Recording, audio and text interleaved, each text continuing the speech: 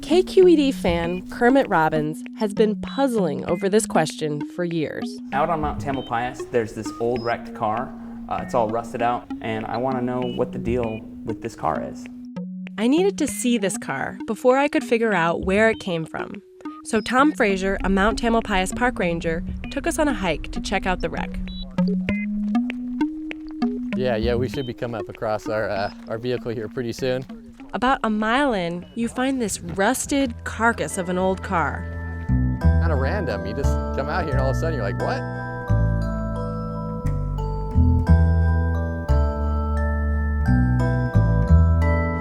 I mean, obviously this vehicle's pretty old. I would almost have to think this vehicle was going probably pretty fast at the time it came off that hill for this kind of damage. The Park Service has tried to find out where the car came from, but hasn't found much. At this point, we don't really know what kind of vehicle it is exactly, who might have owned it, what the story is.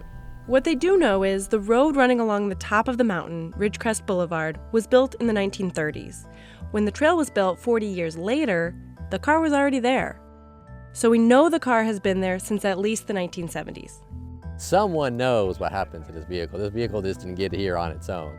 After digging through the wreckage a little more, I got a glimpse of the car's odometer, stuck on 38,297 miles.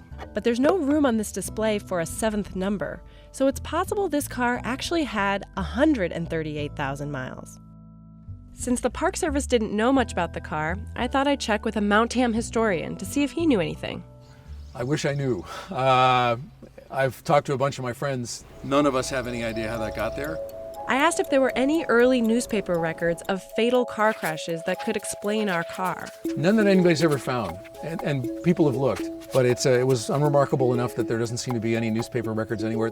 So no luck there. At this point, you might be wondering why I didn't just check the VIN number on the car. Well, cars this old didn't really have them. Instead, I took some photos of the wreck to a classic car expert to see if he could identify the make and model of the car. So this is how you tell, I counted the cylinders, so it was an inline 8, and this is what's called a flathead. So Pontiac would have had a flathead inline 8, or Oldsmobile. And then this is a clear view of the grille.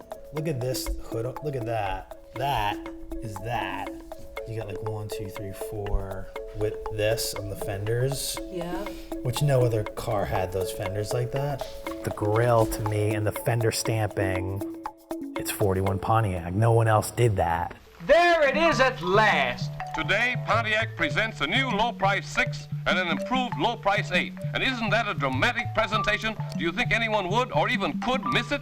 A striking overall view of the front end, showing just enough to intrigue their interest to come down and see the whole car. Now that's what I call a good-looking car. So we have a pretty good guess about the year and make of the car. We have the mileage on its odometer, and the fact that it crashed sometime before the 1970s. Mike Sarcona thinks it probably took a 1941 car until at least the late 40s or early 50s to accumulate 38,000 miles, and even later if it had 138,000 miles. But how did this car end up halfway down this steep hill on Mount Tam? That's a question we can't answer. And Kermit's original theory might not be that far off. My thought was I pictured that it was maybe like a bunch of kids in the 50s. They were all up there drinking beers on the top of the hill, and, they had some car, some old junker car or whatever, and they decided to run it off, and they were just like, yeah, cheering, go daddy-o,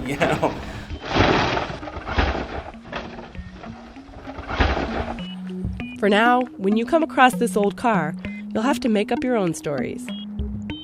But maybe that's more fun anyway.